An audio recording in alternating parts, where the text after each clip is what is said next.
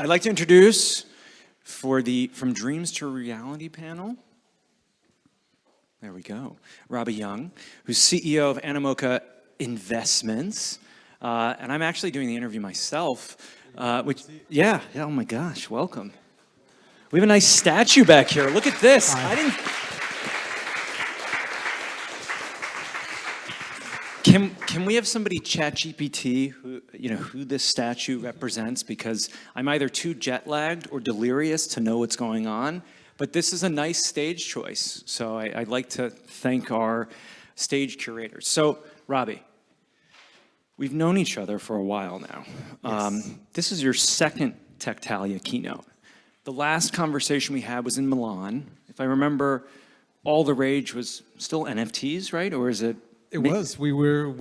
Well, it was what, 3-4 months before FTX collapsed. That's right. And then our industry changed a little bit after that. Completely changed. And to catch everybody up a little bit on Robby and our relationship at Techtalia, as well as over the years, was I was very lucky to have Animoca buy my second company called Gamma. And the story is, at the time, was that I was a genius because I sold Gamma to Animoca, and we collected Animoca shares that somehow, they like 300 times X in value based on paper. And of course, if you're an initial investor, it'd be a 7 times to 8 times return.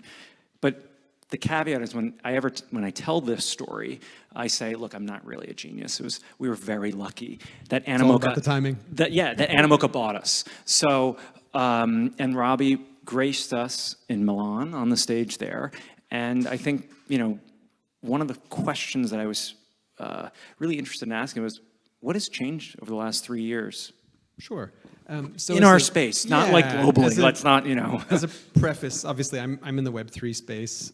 We do lots of stuff. We do, everything from games and entertainment and other consumer products to institutional financial services. And I think in Web3, so much has changed. Ben and I were just talking about how literally, in the Web3 space, we have to reinvent ourselves every year in terms of what you do very often because things change so quickly. But I think the biggest thing that has changed is it's the maturity of the space. So after traditional finance now is... Yeah, right after our Techtalia of 22 that we were mentioning, obviously FTX collapsed, Web3, crypto became, something toxic, basically, I guess you could say. And we went into a crypto winter for a couple of years, and it was very hard for us as an industry to recover from that sort of media tarnish. And do you think the big change that happened this year, this is a dumb question because it's rhetorical, but the big change that happened was at the top of the US, and was this unexpected from, you think from the industry side and the adoption with traditional finance? Okay, so I think a couple of things.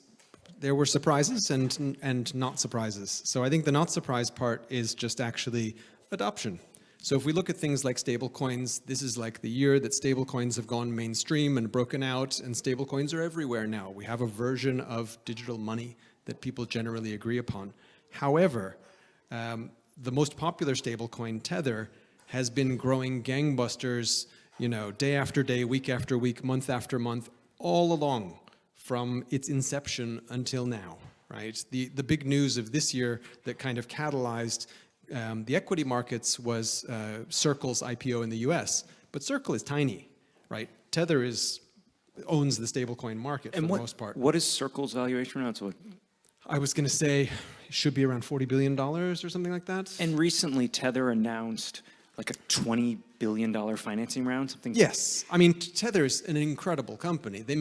Tether's revenues are $2.7 million per employee. And they're Italian. Isn't one of the founders Italian? Yes. I think 2? Correct. And so I think this stablecoin adoption has actually continued regardless of market conditions, but we've seen it hit mainstream this year because now, once we have stablecoins well established and we have, had a change of government in the US, in case anybody didn't notice, and that has meant that there has been less arbitrary regulatory enforcement by the SEC. And that's a really important point because The US government has been pretty shit about making new legislation Like this year. anti-crypto, With the exception of the Genius Act, which really helped our industry and I think was actually a net positive regardless of your political affiliation, just for the economy and the country. But I think the fact that the SEC was operating in an unpredictable manner created an environment where people just didn't know how to operate. And companies like ourselves, we started slowly to retreat from the US market in terms of having physical offices and stuff after 2022 because it just became too hostile and too difficult to operate. And that, turned around 180 degrees. And now in the last 3 months, people are like, oh, America is the center of crypto. And I think which is a crazy idea, let me tell you. If you have been in this space for a few years, like that is insane. And why I find that interesting, is also I saw Yat for breakfast in New York like 3 months ago, ungodly early hour, like 6:45 a.m. And I haven't seen Yat in the States in years. And from the Animoca perspective, looking at stablecoins, looking at the digital asset treasuries, how do you feel that Animoca plays into this compared to, we look at 2022, we had the NFT scene. I think Animoca was the face of Web3 gaming and had an incredible amount of NFTs that went out. How do you see today Animoca sort of diversifying into the world of stablecoins, tokenization, RWAs? So I think it's all part of the exact same trend, to be honest. When we first got involved in a game called CryptoKitties and discovered NFTs, that was our sort of gateway drug to blockchain, we saw the opportunity to confer true digital ownership over stuff in games, whether it's playable assets or value in games, to players. And that was through tokenization. And when we discovered this sort of miracle of tokenization, one of the things that I think is true, whether you're playing in a video game or you're making a transaction in a store or a cafe, or you're looking to get a home equity loan online, all of these things can benefit from tokenization, because tokenization actually is just us deciding on common digital standards for how we want to exchange value. And if we have common standards, just like we have HTTP for the internet, then everybody can go to the same websites with the same browsers. That interoperability is an incredible superpower, and it allows us to benefit from the network effects of all those things that are interoperable. But yet, in all software and in all financial services, everything is siloed. And then the silos are reinforced by either business monopolies, government monopolies, or genuine privacy concerns, right? We have things like GDPR, and we say, look, my bank can't share my personal information with another bank. That's perfectly fair. But imagine if there was a world where you could have ZK rollups, for example, and you could share KYC information between financial institutions through a common standard. That would be amazing if it could protect your privacy. And we actually have that kind of tech now. So I think that this evolution to things like RWAs, where we're doing a lot of stuff now with institutional finance, or the launching of the Hong Kong dollar stablecoin, this is actually just an evolution of where we started out with games, because it's about the tokenization of everything. And going further on from the tokenization of everything and looking at I would say, the recent interest in digital asset treasuries, we see that they spiked, and we were talking about this before, spiked up. Reference Nakamoto, was all in the press. And if for anybody here, it's Nakamoto, not Satoshi Nakamoto. It's a publicly listed NASDAQ vehicle that holds and buys Bitcoin. Now it's basically tanked. I mean, what is it, 90% drop in share price, maybe more, of last week. From Animoca, from your standpoint, what gets you excited about these DATs? And do you see them lasting, or are they all going to have this kind of shooting up, and then somebody gets held with the bag, and the bag is worth 98% less? So I think for anybody who's been in Web3 who sort of lived through the meme coin super cycle of last year, I don't think the idea of DATs being volatile scares them whatsoever. We have a lot of risk appetite in crypto, over many years. But what a digital asset treasury company does, for those of you who don't know, is essentially an equity vehicle that holds digital assets, MicroStrategy and Michael Saylor were the originators of this concept. And essentially, it was a way to give investors access to digital assets who didn't have it in their mandates to be able to do so. You know, we've interacted with tons of investors from traditional venture capital or private equity who would love to be involved in some of our projects, but they literally are not allowed to buy tokens from us. And a lot of the value in many of our projects is actually accrued to the token rather than to the equity of the project.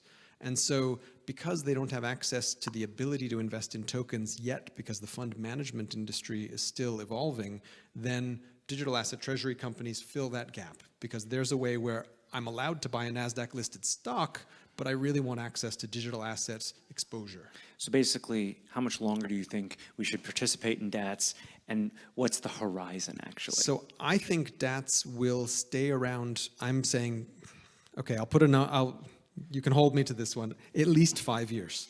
Okay. Because I think this evolution, so until the point where not just Fidelity, but all the big ones, Invesco or Charles Schwab even, until they start investing directly in digital assets as part of their mandates and giving those, onwards to their retail customers, you'll see Robinhood and those people, they're jumping in now, but that's a different risk appetite and a different market. The traditional guys, it will still take them years to be comfortable with compliance and all these other things, because there's, they will only go in once they're dragged kicking and screaming by the customers because the customer base is demanding it, or they risk losing customers to other institutions. Should we open up to some questions? Yeah, let's do it. I think we want to have a lot of questions here, because last time when Robby was here in 2022, I think we had like 5 to 10 questions from the audience, and let's take it away if we have any questions. Anybody? On the back. Carlos back there. I can yell without that. No, use the mic, please. So this is related to gaming. I'm just curious, you're in the middle of a lot of gaming. Why, in my experience, I see the hardcore gamer community, the EA players and all that, they hate crypto.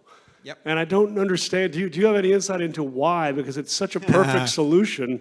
Do you want to take this one, Ben? For moving stuff around. Yeah, I don't know. And is that changing, or do you see it changing anytime? Okay, so I will give you a very quick footnote, which is to say that that's a particularly or acutely Western issue, because Asian gamers love crypto for the most part, so there is a cultural aspect to it.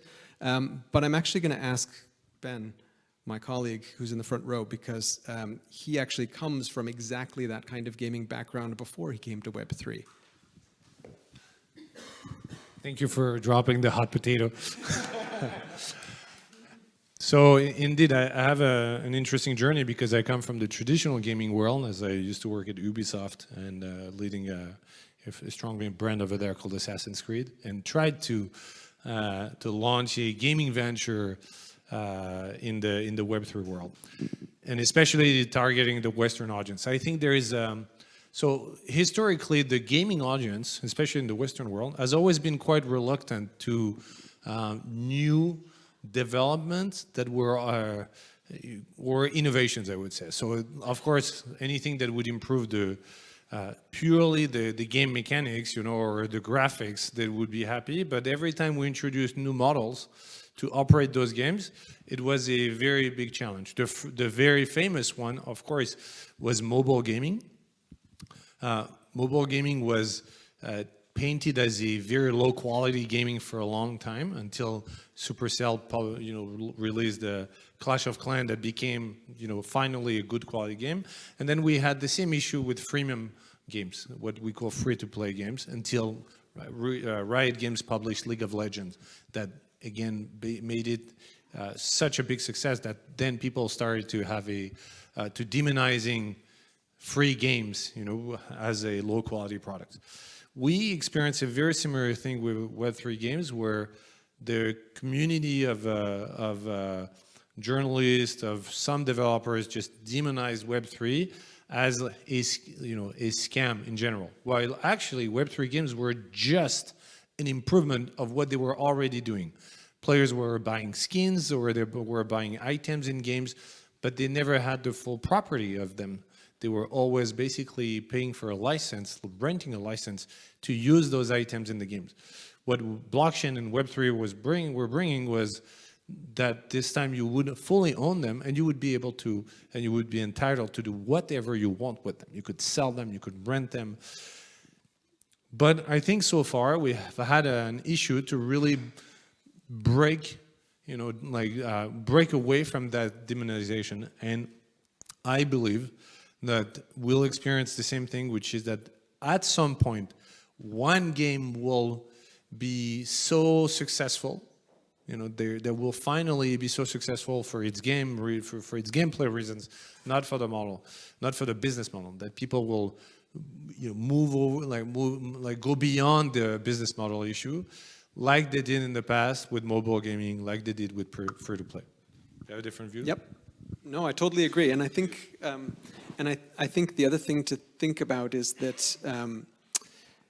Web3 does a really good job of catering to small audiences of very passionate fans. So actually the successes that we've seen in Web3 tend to be small games with very small audiences of players who spend a lot of money. And the beauty of it is that that kind of game really couldn't survive in, on the Apple App Store, where Apple takes 30% off the top of everything you do. And, like in our games, typically players are spending tens or hundreds of dollars per month in the game. Whereas on a traditional mobile game, you'd be lucky to get a penny or two from them. So the business model is completely different. So I think what we've seen is a really thriving ecosystem of small indie game developers. The other factor that's coming into this, of course, is the traditional game industry is dead. I'm going to call it. It's basically GTA. Called it here. It's basically GTA 6. Take two, Strauss. Coming up. But I could tell you, like, the funny characteristic of this is I was at a game conference put on by an investment bank last week. I go to a lot of Web3 conferences. I am almost always the oldest person in the room at a Web3 conference. I'm in my mid-50s. At this game conference, Web2 game conference, I was the youngest. And that tells That's you all. a statement there. It tells you all you need to know. Okay, another question? Any other questions? Okay, we've got 3 questions, and we'll take all 3. So let's start with James Kotecki. Let's get intelligent everywhere. So you mentioned rapid political changes in a very short period of time. I think it's no secret that there's still a lot of macro volatility out in the world. So what's to say that we couldn't see another political change down the road with a different administration that feels differently about crypto?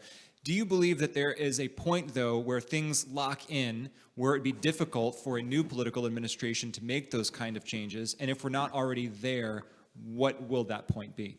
Yeah, I think that we're just about there, and I think that if anything, this year has made it very, very transparent for anybody who doubted it that the U.S. runs on money.